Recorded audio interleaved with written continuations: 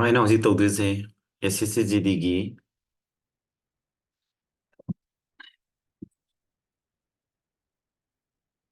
SSCGD this is ꯐꯦꯕꯋꯥꯔꯤꯒꯤ ꯃꯦꯠꯁꯀꯤ ꯀꯣꯏꯁꯟꯁꯤꯡꯗꯣ this is February 2024 ꯊꯥꯈꯤꯕ ꯃꯦꯠꯁꯀꯤ ꯀꯣꯏꯁꯟꯁꯤꯡꯗꯣ ꯑꯩ ꯑꯦꯅꯥꯂꯥꯏꯁꯤꯁ ꯇꯧꯒꯦ ꯊꯦꯡꯉꯦ ꯄꯨꯡꯁꯦ 12 ꯍꯦꯜꯂꯦ ꯅꯨꯃꯤꯗꯥꯡꯒꯤꯀꯣ ꯏꯪꯉꯦ ꯑꯗꯣ ꯐꯤ ꯏꯟꯗ ꯌꯥꯗ꯭ꯔꯦ ꯀꯣꯏꯁꯟ ꯅꯝꯕꯔ 41ꯗ ꯍꯥꯏꯁꯦ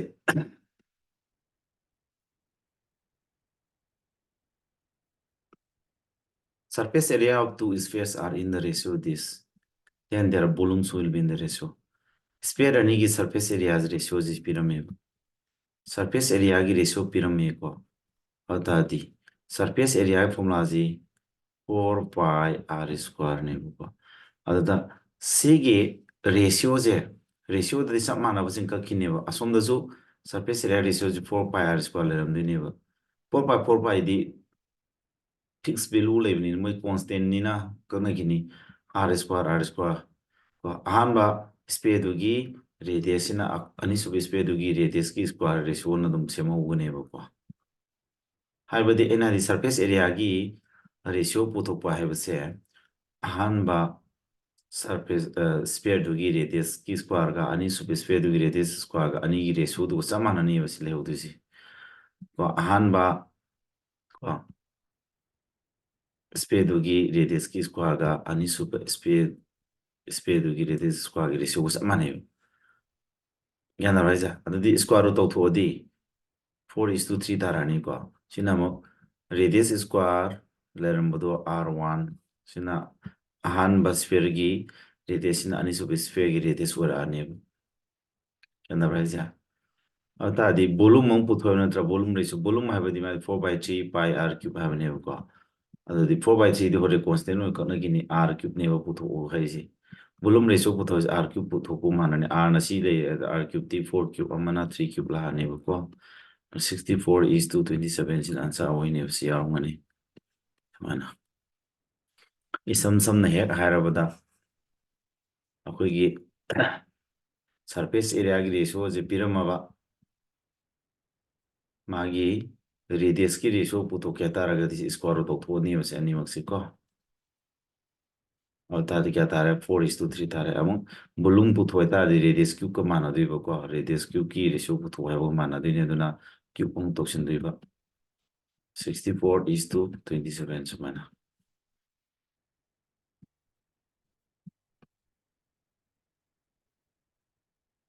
(42) ꯍꯤꯒꯤ ꯁ꯭ꯄꯤꯗꯁꯤ steel ꯋꯥꯇꯔꯗ 17 km/h ꯏꯆꯦꯜꯒꯤ ꯁ꯭ꯄꯤꯗꯇꯨꯅ 5 km/h What is the time taken by the boat to go 100 km downstream downstreamꯗ 110 km ꯊꯧꯗꯕꯗ ꯆꯠꯄ downstream ꯇꯥꯏꯝꯗꯣ ꯄꯨꯊꯣꯛꯏ downstream ꯁ꯭ꯄꯤꯗ ꯅꯦꯅ ꯇꯥꯔꯦ downstream ꯁ꯭ꯄꯤꯗ ꯄꯨꯊꯣꯛꯀꯦꯗꯤ ꯕꯣꯠꯅ ꯁ꯭ꯇꯤꯜ ꯋꯥꯇꯔ ꯆꯠꯄꯒꯤ ꯁ꯭ꯄꯤꯗ x ꯅꯤ ꯂꯧ ꯍꯥꯏꯕꯅꯤꯅ ꯁ꯭ꯇ꯭ꯔꯤꯝꯒꯤ ꯁ꯭ꯄꯤꯗꯇꯨꯗꯤ ꯃꯇꯝ ꯆꯨꯕꯗ y ꯅꯤ ꯂꯧ ꯍꯥꯏꯈ꯭ꯔꯕꯅꯦ ꯑꯩꯒꯤꯗꯤꯀꯣ ꯑꯗꯨꯗꯤ downstream ꯁ꯭ꯄꯤꯗ ꯄꯨꯊꯣꯛꯀꯦꯗꯤ ꯃꯥꯏꯗꯤ x ꯒ y ꯊꯤꯖꯤꯟꯅꯅꯤ 17ꯒ 5ꯒ ꯊꯤꯖꯤꯟꯅꯔꯗꯤ ꯀꯌꯥ ꯇꯥꯔꯦ 22 km/h ꯑꯗꯨꯗꯤ ꯉꯁꯥꯏꯒꯤ downstream ꯇꯥꯏꯝ ꯄꯨꯊꯣꯛꯀꯦꯗꯤ 110 km ꯁꯤꯗ 22 km/h ꯅꯦꯅ ꯇꯥꯔꯦ ꯑꯗꯨꯗꯤ ꯀꯤꯂꯣꯃꯤꯇꯔ ꯀꯛꯊꯠꯅꯔꯣ ꯑꯗꯨꯗꯤ 110 ꯁꯤꯗ 22 ꯅ ꯌꯦꯜꯂꯣ 1 ꯇꯥꯛꯇꯣꯏꯁꯤ ꯑꯗꯨꯗꯤ ꯀꯛꯊꯠꯅꯔꯗꯤ ꯀꯌꯥ ꯇꯥꯔꯦꯁꯦ ꯑꯅꯤ 11 ꯀꯛꯑꯗꯤ 10 11 ꯀꯛꯑꯗꯤ 2 ꯑꯗꯨꯗꯤ 5 hours ꯆꯪꯉꯅꯤ ꯁꯤ 5 hours ꯁꯤꯅ ꯑꯟꯁꯔ ꯇꯥꯔꯦ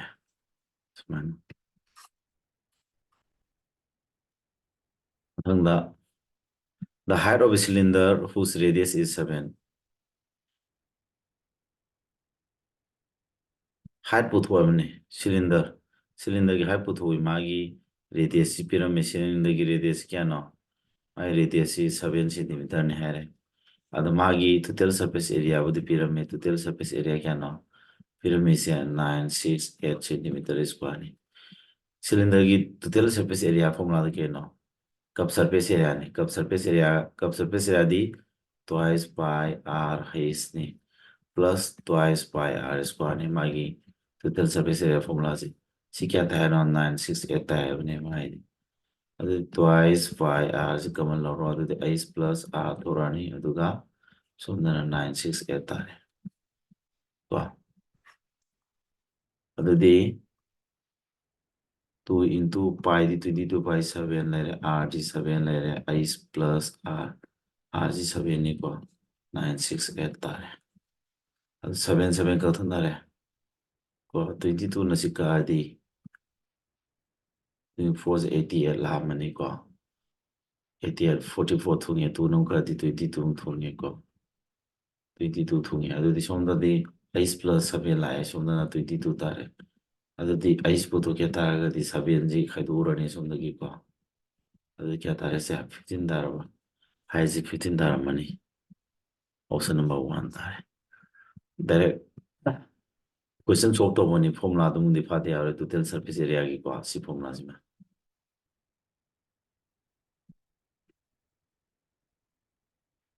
44 44 is a pot ama in selling an article for rupa 55 your mother 10% tonge the gain by selling that for the is I am to ina ta ko question ni am tin sana recommends ki ainta ising ja man sp do rupees 55 yon ka na ma je 10% gain oiba ko mana rupees 58 yon taraga di ma ha je kai do no the gain by selling that for this gain ba se nu puto si khang nam x ni lo ro ha tang ko sumai thamakan ai current puina ni ha dai ne 50 ai siga kana puina tare 10% tongadi 100 chamda tara tongmina 110 puina ni sumdana 55 ka x khangdri ko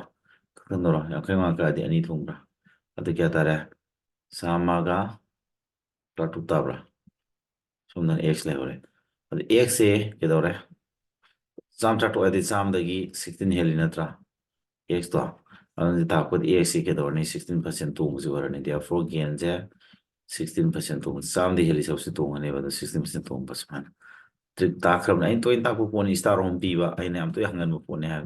masung to hangai ni ko sa question 45 da rhombus perimeter pyramid diagonal si pire the area of the rhombus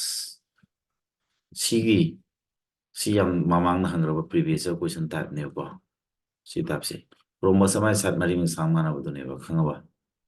my side my perimeter id my side on mari is naga 100 tai have ne perimeter 100 tai have adu there my side chi perimeter id 4 into side have ne ba adu 100 tare adu side among ya sang was 4 ka adi 25 thum mani si ko side among ji 25 sang ko mana diagonal na mo tu kya sang ya no 40 sang ya diagonal so na tar my triangle lugi then area rhombus tu area puthui rhombus area puthu ke di mai diagonal jina sab mana area so mana ani thong khai do kan adu di si triangle am oiro trasina kan ja si triangle area putho adu ta des si triangle area ja song triangle area sab mana ne adu twice law triangle am thui ha bosi amana 25 amana 25 kya amana 40 sma triangle gi side home pi mo area putho ke ma heron's formula putho heron's formula de ke no area putho ke do s s minus a s minus b s minus c was it s putho ke araga na side home ji tisnaraga side home ji tisnaraga tu ne rani kumangani yang kai 90 ke tu ne lo ke 45 wow s kya tare 45 tare s 45 tare s minus a di s minus a di a ji sin a ni khalo sin b ni khalo sin c ni khalo adu 45 te gi 25 khado di kya tare formula s ki di 45 le re and 45 te gi 25 khado di kya tare 20 25 khado di 20 45 to 45 to 5 smile ani magi ko area puthoji adu kya tare 20 ani is ko lo 5 ka 45 ko ma ko manga mari kut kuni to 5 ka 45 ko ina di 2 to 5 tare 20 square am le re adu square to 2 to 5 square to 15 la ani 20 square to 20 la ani kya tare 300 tare ba the area 300 tare have the nakan naam je area 300 tare asum nakan 300 nama puna 600 tare mane mai ko Sumai hot kada ni mai answer si.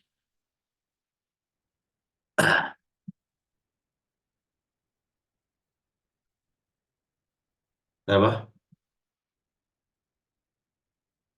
Mathangda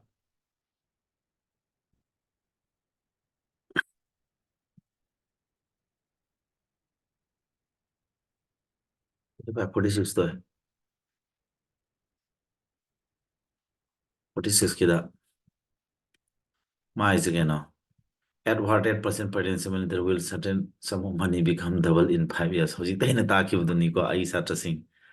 Ai class to simple interest ki class mati eba to gi bane ba. Adu hoji ta tak ngai hangam mi zero ba. 8% puto 8% puto ke SI into 100 by PT ne ba. Time lain 10 ta ki bane ba. Simple mo puto ki bodo double orap ka bane P du lupa puto Puthoi पैसा दो लुपाम नहीं खलो अदु double और पैसे लुपा क्या तारने amount दो ट्वाइस तारने को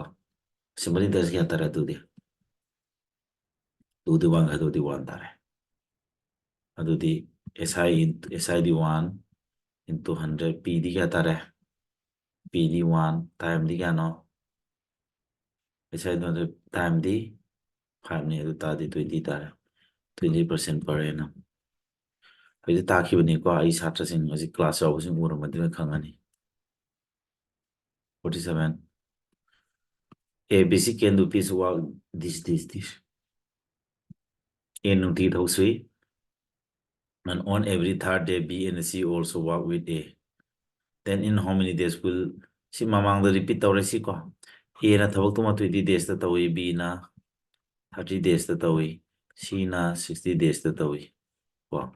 alsa method paro 20 nil 3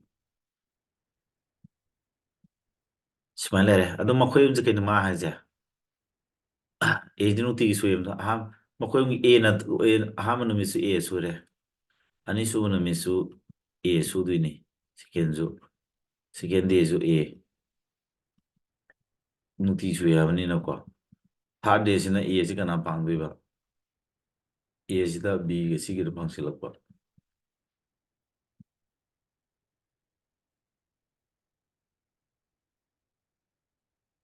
A na nuti su ni A na nuti su je 3 wak ne ba si su de si si da 3 wak so le si da di A da 3 B ge si pang silak bani ko B na 2 wak C na 1 wak adu di numi humni si da mo na su ri si 3 days da mo na su ri si thaba kya ta re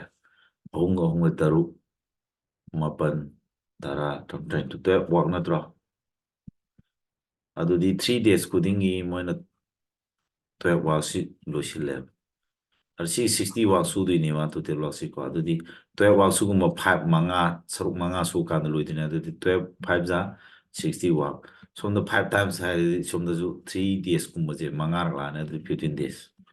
nami hum ni su manga rak ai badi 15 days ta 60 wak tu lo ni 15 dharam ni si 47 ni si ko an ta from ni ko si alternate days su bai si 48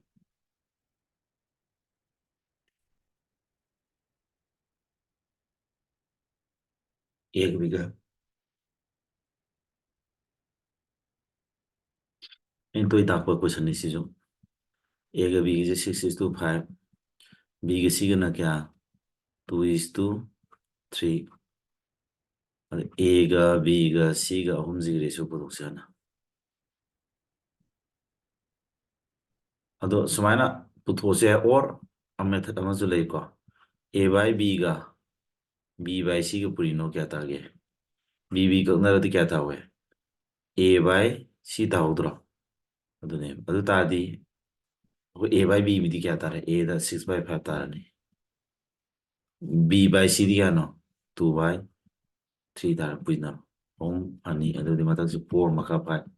adu A na 4 C di 5 4 is to 5 semana am nai hot jab ni da na tre har ga so ina ta ki method ma lai da A to B C to puto pe do A ga B ga ma pa na 6 is to 5 B C ma pa na 2 is to 3 hang hang mo di ben silo sida 5 melo sida na 2 melo pinara antaruni train to ai mangani tara Manga trauma. A siga gi ratio puto A gi na 12 kana siga na kya lera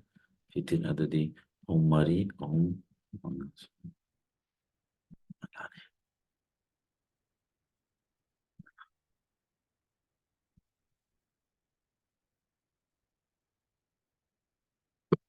The volume of cube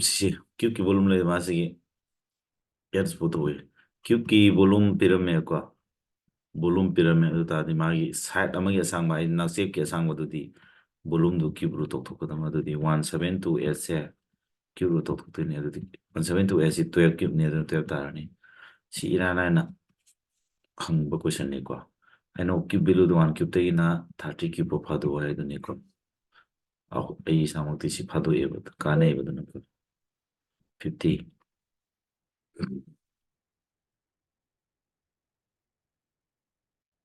50 da is ke no average of 50 numbers se sini later on it was discovered that masing yankai gi number je puni yankai ne ba pa magi average kya na 45 ne ko na man kari khange ha matam da number anikal se we are mistreat as number anikal to la na par ore ha number ani du kana kana no amana 12 19 12 almost number ani 12 almost 19 no mana la na si la la bane ko asumma da kari go ga da bano kari go bam thokpa 21 amasung and 91 हो गया तो माना तो almost 19 हो गया पुंजिला दी क्या तारे से तो का 19 मांग दे तो का 19 का तो प्लस 19 क्या था के 31 था ब्रो असिंग मदन क्या था उनको पा 112 था 112 था तब हम थोक ने अपन मोबाइल उधो तो मान सी हुई लोग सिंगरे लान तो खर वान लोग रहा तो असिंग भी दिया वान लोग रहे फाइंड करे एवरेज हान और में एवरेज तो सीने बस असुम वो एवरेज ना तेब मसिंग बुद्धि यांखई नी को अदो मसी एवरेज अरान बने अदी मसिंग अनी तो स्माइल लोग तो मान तो एक 19 लोग सिंगरे तो 112 S value do mana 31 logre kaya 1 logre adudi sida puthoi average se 1 la bane khare hinga pam thoi average increase on la kani adu 112 oi bodo man 31 logi ba ji ngone tu di mang khado di 1 3 oi di 81 dar ba number do kya no man 81 1 logre what ki budi hinga lagta re adu 81 hinga pam da ka oi asumma putho kya tar gadi to average da di kya hinga kanya masing yang kai na tro yang kai ni to Mani yang kini yang bahasa makaju tu nupuri ro sama taran mata tu nupuri ro mani ani patra tu sama ni lati pol matu di ani thama 1.62 average the 1.62 hinga pataka were the hanover me average 45 natra the 1.62 habse lo kya tara du de 46.62 tarang mani bsi semana yare ko jumna sumunne ngo gyan ta dabra adraga namo nainasi price 70% angle and then allows a scheme discount of this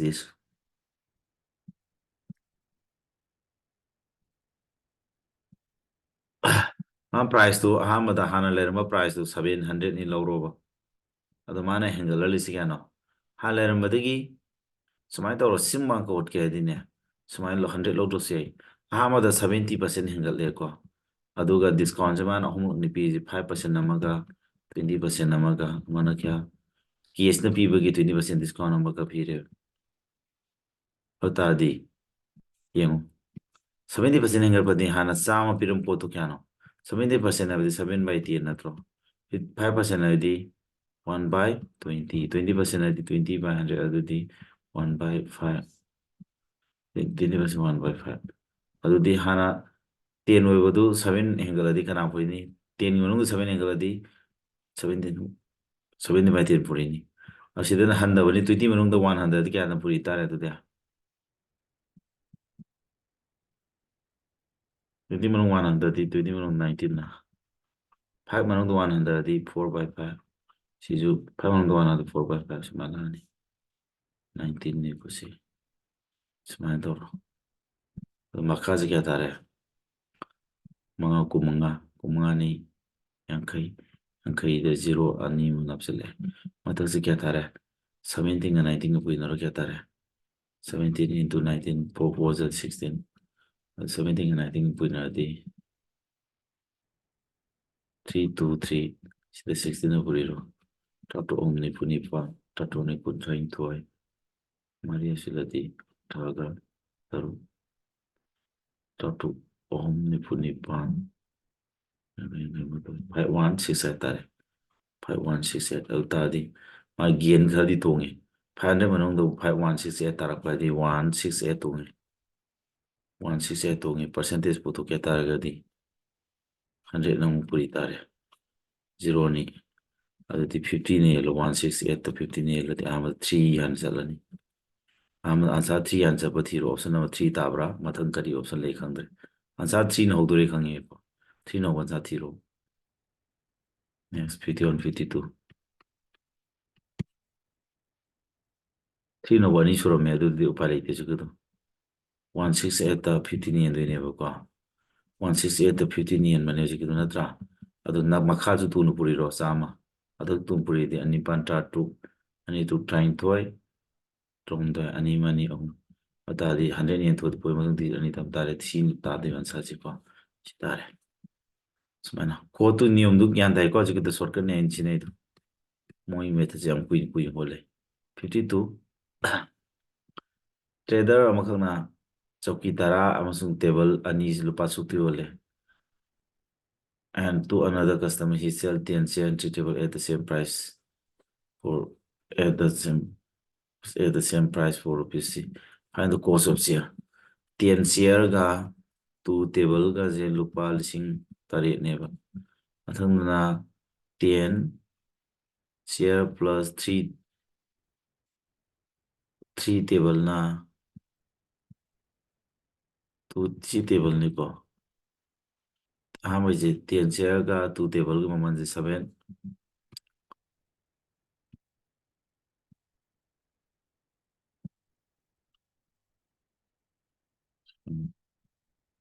table 10 share ga 2 table maman si tare 7000 sina 10 share ga 3 table maman je na lupa kya 8000 ama ko to find the cost of share gi maman putoi asi ani ji khadong no si equation 1 ni khalo sina 2 ni khalo 2 day 1 khadok se ba 2 day 1 khadok kya tara ga di ka thana grani the table equal to 1000 table maman si pirani table maman si pi tara ga di ko share 1 puthosi equation 1 ji use tor Question 1 the 10 share plus 2 table equal to 7000 natra. Adu table maman lupa lising mo taraga the 10 share plus 2 in the table maman lupa lising 10 share lising ani lising tare tagi lising ani ka do kya tare lising manga adu di share maman je pas sama tar manisi Sumai equation saro tare Wah, hojik equation khadong na budu khangedana Okay, table lamai maman khangi taragadi masa equation na 1 je mo chinjinba 10 share plus 2 table equal si na tra lairami se si 10 share gi di si jere table mo ta lupa mamal lupa lising ma je chinjinba sida ado de lising ani tare lising ani da sum thang do de khadong na ruba 5000 tare ado ka na radi share maman je lupa sawanga tare sumana ko 53 da Usen Singdaba dealer report la lomba mana my selling his article with 20% loss 22% mang yoli hai but adu mana weight tikeno 35% lighter weight makro what is the percentage of his profit or loss man sin loss 22% loss hai bane mana ko loss hai handa duini amana mana ji 100 lumon to ko 35% handa bo wesin emne ko 100 lumon to 35 handa 60% nar mani do to kya to ngi sa sin CP ni sin SV ni ko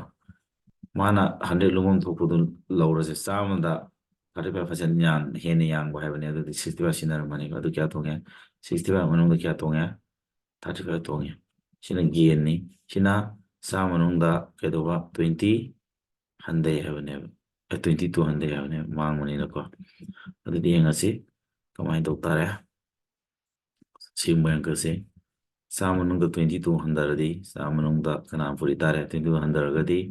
70ꯒ 8ꯅ ꯄꯨꯔꯛꯑꯅꯤ ꯁꯤꯅ 65 ꯃꯅꯨꯡꯗ 35 ꯍꯟꯊꯔꯗꯤ ꯍꯦꯟꯒꯠꯂꯗꯤ 100ꯅ ꯀꯛꯊꯠꯅꯔꯦ ꯑꯗꯨꯗꯤ 65 ꯂꯩꯍꯧꯔꯦ ꯁꯣꯝꯗꯅ 78 ꯇꯔꯨꯛꯍꯨꯝꯗꯣꯏ ꯃꯉꯥ ꯇꯔꯨꯛꯍꯨꯝꯗꯣꯏ ꯇꯔꯨꯛꯍꯨꯝꯗꯣꯏ ꯇꯔꯨꯛꯍꯨꯝꯗꯣꯏ ꯇꯔꯨꯛ ꯇꯔꯨꯛꯍꯨꯝꯗꯣꯏ ꯃꯉꯥ 13 ꯀꯩꯅꯤꯀꯣ ꯑꯗꯨꯗꯤ ꯃꯊꯛꯇ 6 ꯃꯈꯥ 5 ꯑꯗꯨꯗꯤ ꯍꯥꯟꯅ 5 ꯑꯣꯏꯔꯝꯕꯗꯣ ꯍꯧꯖꯤꯛ 6 ꯑꯣꯏꯔꯛꯄ ꯍꯥꯏꯁꯦ ꯇꯣꯡꯉꯦ ꯂꯨꯄꯥ ꯑꯃ ꯇꯣꯡꯉꯦ ꯒꯦꯟ ꯄꯥꯔꯁꯦꯟꯗꯤ ꯃꯉꯥꯒꯤ ꯃꯅꯨꯡꯗ ꯑꯃ ꯇꯣꯡꯉꯦ ꯑꯗꯨꯗꯤ ꯆꯥꯝꯃ ꯃꯅꯨꯡꯗꯗꯤ ꯄꯥꯔꯁꯦꯟꯇꯦꯖ ꯄꯨꯊꯣꯛꯄꯩꯅꯤꯀꯣ ꯑꯗꯨ 20% ꯇꯣꯡꯉꯦ ꯍꯥꯏꯅꯦꯕ ꯁꯤ ꯇꯥꯏꯞꯁꯦ ꯑꯩ ꯇꯥꯈ꯭ꯔꯕꯅꯤ ꯃꯃꯥꯡꯗꯁꯨ ꯃꯥꯟꯅꯕ ꯑꯃ ꯇꯥꯏ ꯂꯣꯁ ꯑꯣꯏꯕꯒꯤ ꯁꯤ ꯍꯟꯊꯕꯩꯅꯤꯀꯣ ꯆꯥꯝꯃꯗ 12 ꯍꯟꯊꯕꯩꯅꯤ ꯆꯥꯝꯃꯗꯒꯤ 12 ꯈꯥꯏꯗꯣꯛꯑꯒꯅꯤ 78 ꯄꯨꯔꯤꯁꯤ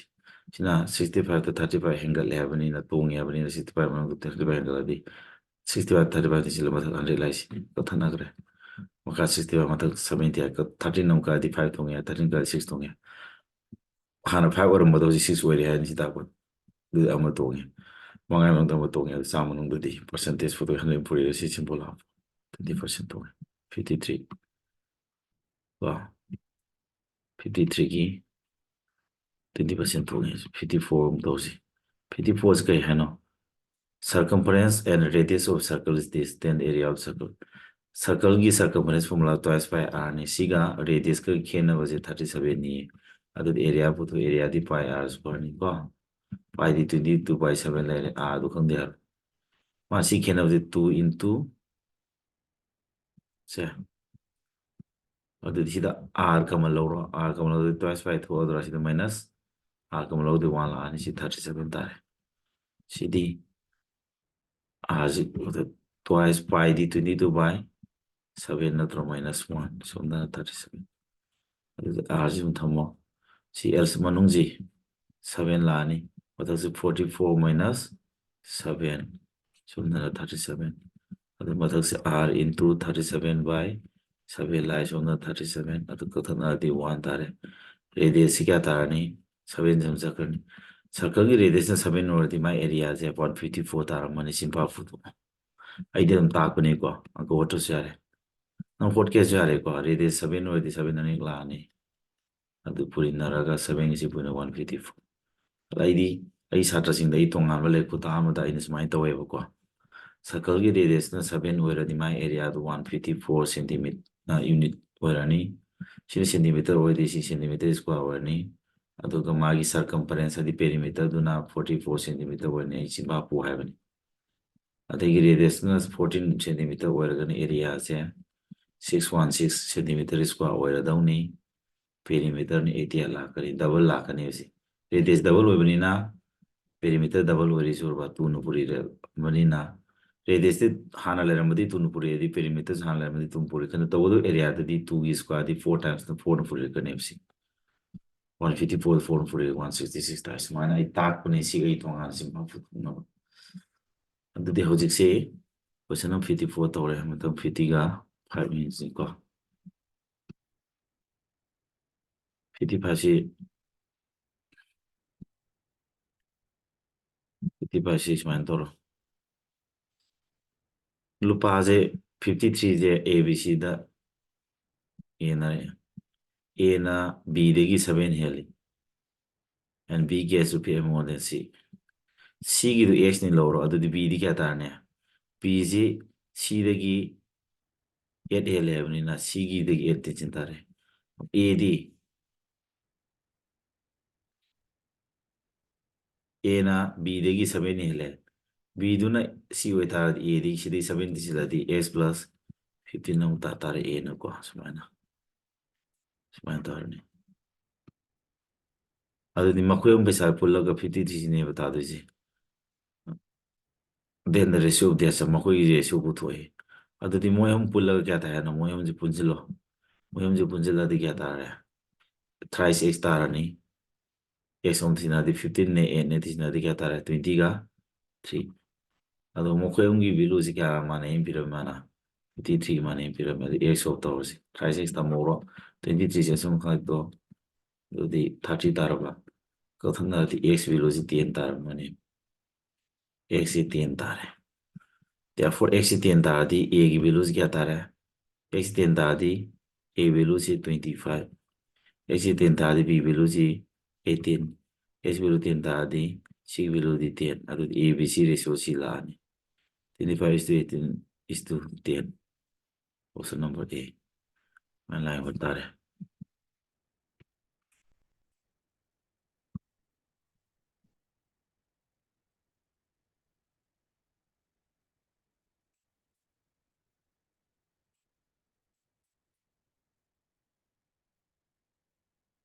P6 it takes 30 minutes to run from A to B at how much time does it take to cover the same distance ko A ꯗꯩ B ꯐꯥꯎ ꯆꯠꯄꯁꯤ ꯃꯥꯅ ꯀꯌꯥ ꯆꯪꯉꯦ 60 km/h speed ꯊꯧꯕ ꯅꯠꯇ꯭ꯔꯣ ꯑꯗꯨ ꯇꯥꯔꯗꯤ 30 minutes ꯆꯪꯉꯦ 30 minutes ꯍꯥꯏꯕꯗꯤ half hour ꯍꯥꯏꯕ ꯅꯠꯇ꯭ꯔꯣ ꯄꯨꯡꯈꯥꯏ ꯑꯃ ꯆꯪꯉꯦ ꯍꯥꯏꯔ ꯑꯗꯨ ꯗꯤꯁꯇꯦꯟꯁ ꯄꯨꯊꯣꯛꯑꯣ 60 km/h ꯊꯧꯕꯗ half hour ꯄꯨꯡꯈꯥꯏ ꯑꯃ ꯆꯪꯉꯗꯤ ꯄꯨꯡꯗ 60 ꯆꯠꯄꯅꯤ ꯄꯨꯡꯈꯥꯏꯗꯗꯤ 30 ꯑꯗꯨ ꯗꯤꯁꯇꯦꯟꯁꯁꯤ 30 km ꯇꯥꯔꯦ ꯁꯤꯒꯤ ꯂꯥꯞꯄꯤ ꯃꯐꯝꯁꯤ ꯃꯥꯅ 40 km/h ꯊꯧꯕ ꯍꯥꯏꯕꯅꯤ ꯑꯗꯨ ꯇꯥꯏꯝ ꯀꯌꯥ ꯆꯪꯒꯅꯤ ꯄꯨꯊꯣꯛꯏ ꯇꯥꯏꯝ ꯄꯨꯊꯣꯛꯀꯦ ꯁꯤꯒꯤ ꯗꯤꯁꯇꯦꯟꯁꯁꯤꯗ ꯃꯥꯒꯤ ꯍꯧꯖꯤꯛ 40 km/h ꯑꯗꯨꯅ ꯌꯦꯟ ꯇꯥꯔꯦ ꯊꯝꯅꯔꯣ 3/4 hour ꯇꯥꯔꯦ 3/4 hour ꯇꯥꯔꯦ ꯃꯥꯏꯁꯤ ꯅꯠꯇ꯭ꯔꯥ ꯑꯗ ꯑꯋꯥꯔꯗꯣ ꯃꯥꯅ ꯀꯩꯗ ꯑꯣꯟꯊꯣꯛꯇꯣꯏꯕ 3/4 hourꯗꯣ ꯃꯥꯅ ꯀꯩꯗ ꯑꯣꯟꯗꯣꯏꯕ ꯃꯤꯅꯤꯠ 12 16 ꯄꯨꯔꯤꯔꯣ ꯑꯗꯨꯗꯤ ꯀꯌꯥ ꯇꯥꯔꯦ ꯐꯣꯟ ꯀꯛꯑꯗꯤ ꯃꯔꯤ 35 45 minute tare 3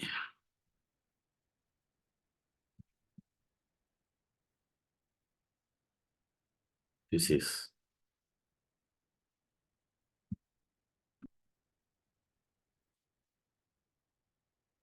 7 Nabinna Lopasu Putu 6% is to 95. Find annual dividend tickets.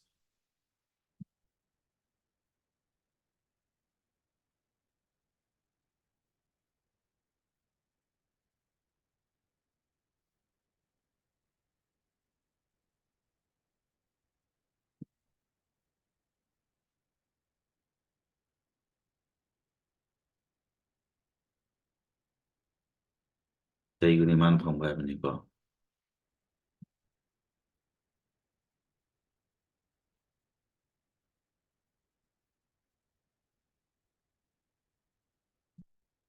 A tomo to Ponebuka. Man probably about 19.86% stock at 95. Day.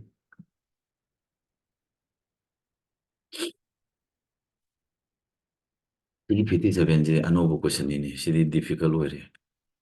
She question type she I should have what he go. Stock market ki question in new way ko si pak thing na de ko kitang nainabam am changi si ko 19,000 in a 6% stock at 95 95 melody manga sani number of shares si to siang ka simati he su yanda de nainabam changi stock market ki question ji ko some of two number is this difference the product is ko aina hek ta ko formula do ma yawe si ma'am masing ani gi sum piramabo ko and difference to piramaba masing ani gi ada number ani du manung du da hena sawa number ama yarong ani da laza number du putu kya ta di mabani tisina fold duga khatung na fold duga ani du tisina ra ganda tu nin ba smaller number putu kya haram magana smaller number putu kya ragana mabani gi sum du da gi different tu khai do ba tu nin ga da ba adu di sum di kya no 40 difference 20 si tisina tu nin 60 the two near the Katare, Kachitare. So that someday difference Kado 40 the 20 Kado, two near Katare, 20 the two near the Taraba. Therefore, do the Kino do this. A quick brother having number and 30 a mana, 10 near the Brina, the 300 Taramani. So number 4 Tarashina 50 and 9 59 has Gano ꯑꯩꯁꯦ ꯑꯃꯁꯨꯡ LCM ꯃꯊꯪ ꯁꯤꯅꯤ number ꯑꯅꯤ ratio ꯁꯤꯅꯤ large of the two number ꯄꯨꯊꯣꯛꯏ ꯏꯔꯥꯏ ꯂꯥꯏꯔꯦ ICF ꯀꯌꯥꯕ 5 ICF ꯐꯪꯉꯗꯤ ꯔꯦꯁꯤꯌꯣꯒ ꯈꯪꯉꯗꯤ ꯅꯝꯕꯔ ꯄꯨꯊꯣꯛ ꯌꯥꯔꯦꯗ ꯔꯦꯁꯤꯌꯣꯗꯤ ꯀꯌꯥꯅꯣ 5:7 ꯑꯣꯔꯤꯖꯤꯅꯦꯜ ꯅꯝꯕꯔꯁꯤꯡꯗꯨ ꯄꯨꯊꯣꯛꯀꯦ ꯍꯥꯏꯇꯥꯔꯒꯗꯤ ICF ꯅꯠꯇ ꯄꯨꯔꯤꯔꯣ ICF ꯀꯌꯥꯅꯣ 5 ꯅꯠꯇ꯭ꯔꯣ 5 × 5 25 ꯅꯝꯕꯔ ꯑꯄꯤꯛꯄꯗꯨꯅ 25 ꯑꯆꯧꯕꯗꯨ ꯄꯨꯊꯣꯛꯀꯦꯗꯤ ICF ꯅ ꯄꯨꯔꯤꯔꯗꯤ 7 ICF 7ꯗꯤ ICF ꯀꯌꯥꯅꯣ ICF 7 ꯅꯠꯇ꯭ꯔꯣ ꯁꯣꯔꯤ ICF 5네ꯕꯀꯣ 5ꯅ ꯄꯨꯔꯤꯔꯒ ꯀꯌꯥ ꯇꯥꯔꯦ 35 ꯇꯥꯔꯦ ꯁꯤꯅ ꯑꯆꯧꯕ ꯅꯝꯕꯔꯗꯨ ꯇꯥꯔꯅꯤ 35 ꯑꯣꯞꯁꯟ 59ꯁꯦ ꯑꯣꯞꯁꯟ ꯅꯝꯕꯔ 1 ꯇꯥꯔꯝꯒꯅꯤ ꯁꯣꯏꯗꯕꯤꯗꯀꯣ 59ꯗꯤ ꯀꯌꯥ ꯇꯥꯔꯦ ꯑꯣꯞꯁꯟ ꯅꯝꯕꯔ 1 ꯁꯣꯏ ꯇꯥꯔꯦꯀꯣ 60ꯗꯤ ꯀꯔꯤ ꯍꯥꯏꯅꯣ the product of the smallest prime number and the smallest composite number ꯈ꯭ꯋꯥꯏ ꯄꯤꯛꯄ prime number 2ꯅꯤ ꯈ꯭ꯋꯥꯏ ꯄꯤꯛꯄ composite number 4ꯅꯤ ꯑꯅꯤ ꯄꯨꯏꯅ ꯐꯣꯟ ꯀꯌꯥꯅꯣ 8 very easy ꯌꯥꯝ ꯂꯥꯏꯀꯣ ꯀꯣꯏꯁꯟꯁꯤ ꯑꯩ ꯁꯨꯝ ꯌꯦꯡꯕꯗ ꯍꯟꯗꯛꯀꯤ SSGD ꯀꯣꯏꯁꯟꯁꯤ ꯁꯥꯇ꯭ꯔ ꯑꯃꯃꯝꯅ ꯌꯥꯝꯗ꯭ꯔꯕꯗ 7 ꯁ꯭ꯋꯥꯏꯗꯒꯤꯅ 10 ꯇꯧꯕ ꯌꯥꯏ ꯅꯦꯝ ꯑꯃꯗꯀꯣ 5ꯒ ꯇꯧꯕꯁꯤꯗꯤ ꯍꯩꯇ꯭ꯔꯕꯅꯤ 7 ꯁ꯭ꯋꯥꯏ ꯑꯗꯨꯝ ꯌꯥꯏꯅ ꯈꯜꯂꯤ ꯁꯤ ꯀꯣꯏꯁꯟ ꯂꯩꯕꯁꯤꯗꯤꯀꯣ ꯑꯗꯨꯒ ꯍꯧꯖꯤꯛꯀꯤ ꯀꯣꯏꯁꯟ ꯁ꯭ꯇꯣꯛ ꯃꯥꯔꯀꯦꯠꯀꯤꯗꯨꯗꯤ ꯑꯗꯨꯗꯤ ꯀꯣꯏꯁꯟꯁꯨ ꯑꯟꯗꯔꯁꯇꯦꯟ ꯇꯧꯕ ꯉꯝꯗꯦꯀꯣ ꯑꯩꯁꯨ ꯈꯔ ꯑꯅꯧꯕ ꯊꯦꯡꯅꯩ ꯁꯤꯗꯤ SSCꯅ ꯍꯥꯟꯅꯗꯁꯨ ꯍꯪꯕ ꯀꯣꯏꯁꯟ ꯇꯥꯏꯞꯁꯨ ꯅꯠꯇꯦꯀꯣ ꯃꯗꯨꯃꯗꯤ ꯇꯣꯛꯊꯣꯛ ꯀꯥꯏꯗꯦ ꯑꯗꯨꯝꯕ ꯀꯣꯏꯁꯟꯗꯨꯗꯤ ꯌꯥꯎꯔꯁꯨ ꯇꯣꯛꯊꯣꯛ ꯃꯣꯏꯗꯤ ꯁꯤꯗꯤ ꯄꯨꯔꯥ ꯕꯦꯔꯥꯅꯤ ꯑꯗꯨ ꯀꯣꯏꯁꯟꯗꯨꯗꯤ ꯀꯅꯥꯝ ꯈꯪꯗ꯭ꯔꯁꯨꯅ ꯍꯥꯏꯕ ꯃꯑꯣꯡꯅꯤ ꯃꯥꯅ ꯂꯨꯄꯥ 1,900 ꯄꯨꯊꯣꯛꯑꯦ 6% ꯏꯁꯇꯣꯛ 95 ꯍꯥꯏꯁꯤ ꯀꯔꯤ ꯍꯥꯏꯅꯣ ꯁꯤ ꯃꯤꯅꯤꯡꯁꯤ ꯒ꯭ꯌꯥꯟ ꯇꯥꯗꯦꯕ ꯑꯩꯈꯣꯏ I don't understand this ꯀꯣ ꯇꯣꯛꯄꯤꯔꯣ ꯀꯩꯁꯨ ꯀꯥꯏꯗꯦ ꯃꯁꯤꯃ ꯍꯥꯏꯗꯤ SSCꯒꯤ ꯑꯁꯨꯛ ꯀꯨꯏꯕ CGL ꯑꯣꯏꯒꯦꯔꯥ SSC ꯀꯣꯏꯁꯟ ꯅꯩꯅꯕꯁꯦ ꯁꯤ ꯊꯦꯡꯅꯗꯦ ꯑꯗꯨꯝ ꯅ꯭ꯌꯨꯅꯤꯀꯣ ꯑꯗꯨꯕꯨ ꯅ꯭ꯌꯨ ꯑꯣꯏꯕ ꯑꯣꯏꯔꯒꯁꯨ ꯑꯩꯈꯣꯏꯅ ꯅꯩꯅꯔꯒ ꯂꯔꯟ ꯇꯧꯁꯤꯜꯂꯒꯗꯤ ꯑꯗꯨꯝ ꯍꯩꯕ ꯌꯥꯕ ꯄꯣꯠꯅꯤ ꯑꯗꯣ ꯑꯦꯛꯖꯥꯝꯒꯤ ꯑꯣꯏꯅꯗꯤ ꯁꯤꯃꯈꯛ ꯂꯨꯕꯁꯤ ꯇꯣꯛꯊꯣꯛꯄꯤꯔꯣ ꯀꯩꯁꯨ ꯀꯥꯏꯗꯦꯀꯣ ꯌꯥꯔꯦ ꯉꯁꯤꯒꯤꯁꯤ ꯁꯤꯐꯥꯎꯗ ꯇꯧꯁꯤꯀꯣ